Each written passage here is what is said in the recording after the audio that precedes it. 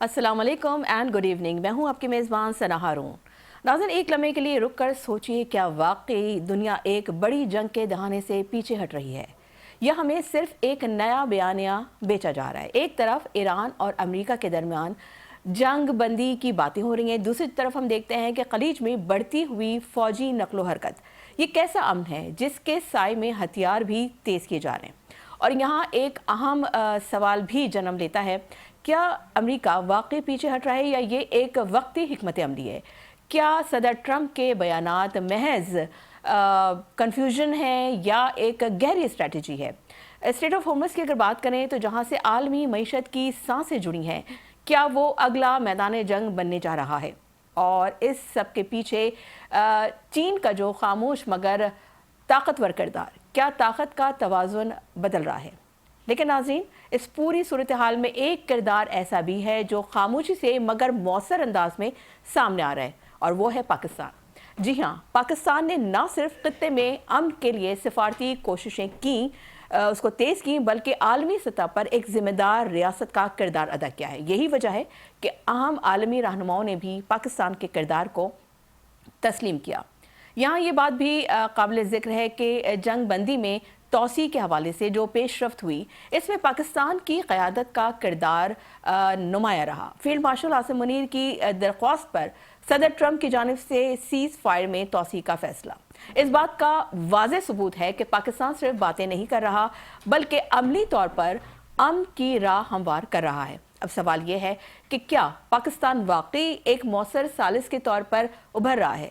क्या सफारतकारी खित्ते को एक बड़े तसादुम से बचा सकती है। और नाजरीन, ज़रा रुख मोड़ते हैं एक और अहम मामले की तरफ, पहलगाम वाक़या। आज जो है हमने ये भी देखा कि गुज़िश्ता रोज़ यानी 22 अप्रैल को 1 साल गुजर चुका है पहलगाम वाक़े को, मगर भारत आज तक कोई ठोस शवायद पेश नहीं कर सका है। तो क्या ये एक फॉल्स फ्लैग ऑपरेशन था? बिल्कुल, ये फॉल्स फ्लैग ऑपरेशन था। क्या एक बयानिया घड़ा गया और क्या मीडिया को प्रोपेगेंडे के लिए इस्तेमाल किया गया? ये सिर्फ सवालात नहीं है, ये एक बड़ी तस्वीर के मुख्तलिफ पहलू हैं।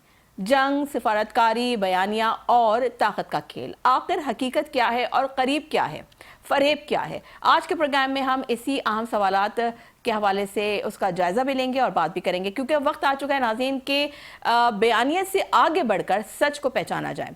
इसी वाले से बात करेंगे। हमें ज्वाइन किया है इंटरनेशनल अफेयर्स के एक्सपर्ट हैं हुमा बक़ई साहबा। बहुत शुक्रिया हुमा बक़ई साहबा, आपका, आपके कीमती वक्त का बहुत शुक्रिया।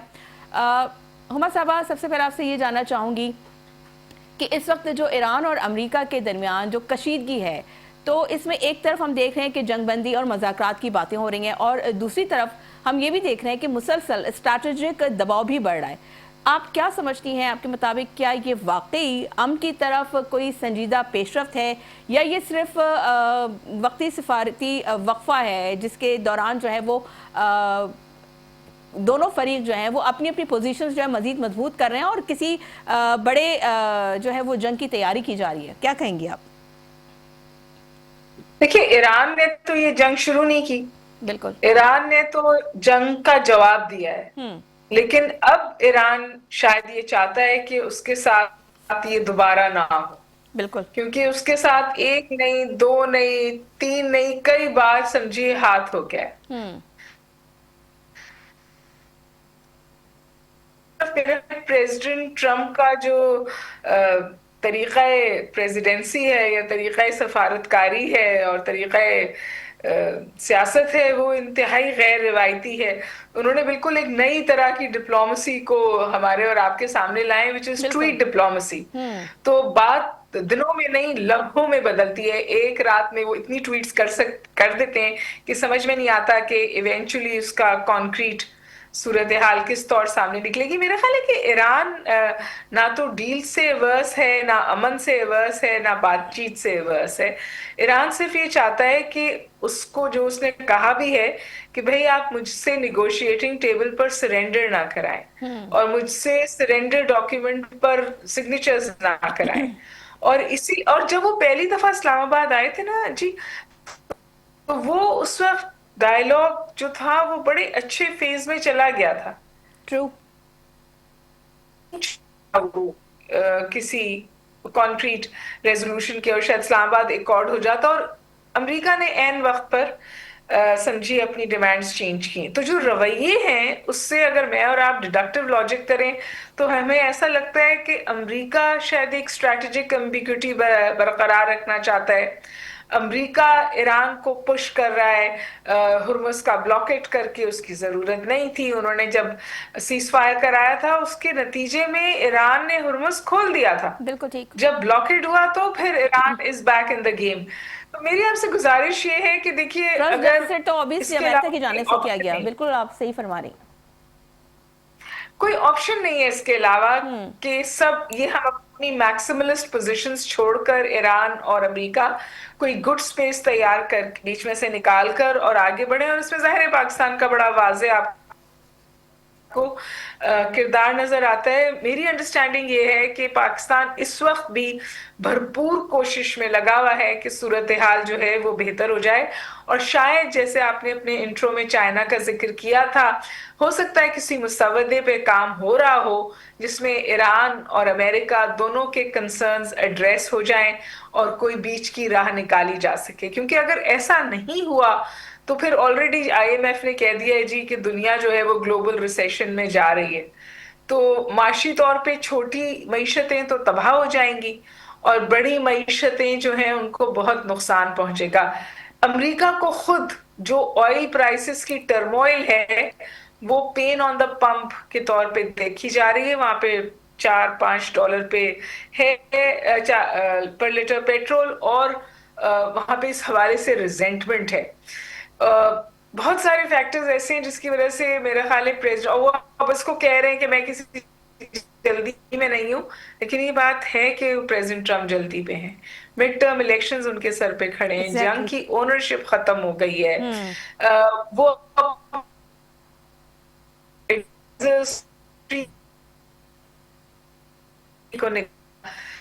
हालत में तो आप ये बिल्कुल भी नहीं करते ना, बल्कि ऐसा लग रहा है कि ऐसी कोई भी सेन वॉइस जो उनको वो से रोकी है, सूरत हाल को मजीद मखदूश है, वो पैदा कर दे। फ्रेगमेंट यूएस में हुई, फ्रेगमेंटेशन ईरान में तो नहीं ना हुई। अच्छा, हुमा बकाई साहबा, आपसे ये भी जानना चाहूंगी, जी आप मुझे सुन पा रही हैं?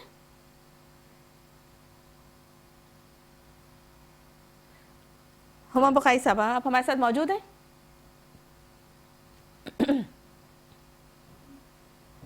अच्छा हुमा बकाई साहबा, मैं आपसे ये भी पूछना चाह रही थी कि अगर हम जाहिर सी बात है ईरान और अमेरिका के हवाले से उसकी कशीदगी के पस मंज़र की अगर हम बात करें तो पाकिस्तान का किरदार हमने देखा कि ख़ास तौर पर बहुत नुमाया नज़र आ रहा है। पाकिस्तान ने ना सिर्फ खत्ते में अमन के लिए जो है फ़ाल सिफारतकारी की, बल्कि हमने ये भी देखा कि मुख्तलिफ सतहों पर बैकडोर और ओपन डिप्लोमेसी के ज़रिए एक ज़िम्मेदार रियासत का किरदार भी अदा किया है। तो यहाँ ये बात भी सामने आती है कि जंगबंदी और सीज फायर में तोसी जैसे अहम फैसलों के तनाजुर में अगर देखा जाए तो आप क्या समझती हैं कि पाकिस्तान की जो क़यादत है, खुसूसन फील्ड मार्शल सईद आसिम मुनीर साहब की अगर बात करें तो उनके किरदार को भी बहुत सराहा गया है, जो कि बड़ी खुशाइंद बात है। तो आपके ख्याल में क्या पाकिस्तान वाकई इस खित्ते में एक मौसर और काबिल एतमाद सालिस के तौर पर उभर रहा है, जो ताकतवर ममालिक के दरमियान जो है एक ब्रिज का किरदार अदा कर सकता है, या आपको लगता है कि अभी भी इसकी जो सिफारती हैसियत है वो बहुत इब्तदाई मरहले में है और इसे मजीद मुस्तहकम होने की ज़रूरत है?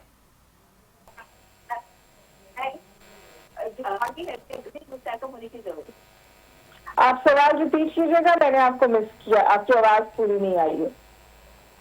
हुमा बकाई साहबा, मैं ये पूछ रही थी कि अमेरिका और ईरान की हम कशीदगी की बात करते हैं, उसके पस मंज़र की बात करते हैं, तो पाकिस्तान का किरदार हमने देखा कि बड़ा मौसर किरदार अदा किया पाकिस्तान ने। और जिस तरीके से अगर हम फील्ड मार्शल आसिम मुनीर साहब की बात करें तो उनके किरदार को भी बड़ा सराहा जा रहा है। तो आप क्या समझती हैं कि क्या पाकिस्तान जो है इस वक्त जो उसने सफारतकारी की है तो खित्ते में एक मौसर काबिल एतमाद सालिस के तौर पर वो उभर कर सामने आया है? तो आप समझती हैं कि जो ताकतवर ममालिक है उनके दरमियान जो है पाकिस्तान ने एक ब्रिज का किरदार अदा किया है, या आपको ये लग रहा है कि अभी भी इसकी सिफारतकारी जो है, जो पाकिस्तान की सिफारतकारी है, वो अभी भी जो है वो इब्तदाई मराहिल में उसे मजीद मुस्तहकम होने की जरूरत है?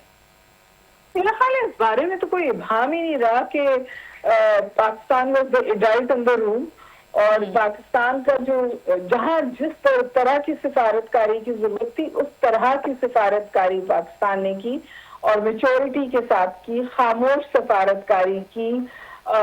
गो बिटवीन भी था ईरान और वॉशिंगटन के बीच में। फिर जब इस्लामाबाद डायलॉग हो रहा था उस वक्त वो ट्राइलैटरल हो गया था क्योंकि पाकिस्तान हिस्सा बन गया था उन कॉन्वर्सेशंस का। और फिर जब वो नहीं हो सका अकॉर्ड तो उसके बाद ही पाकिस्तान तवातुर के साथ बैकडोर डिप्लोमेसी में इन्वॉल्व था। इस वक्त भी बैकडोर डिप्लोमेसी में बहुत एक्टिवली इन्वॉल्व है।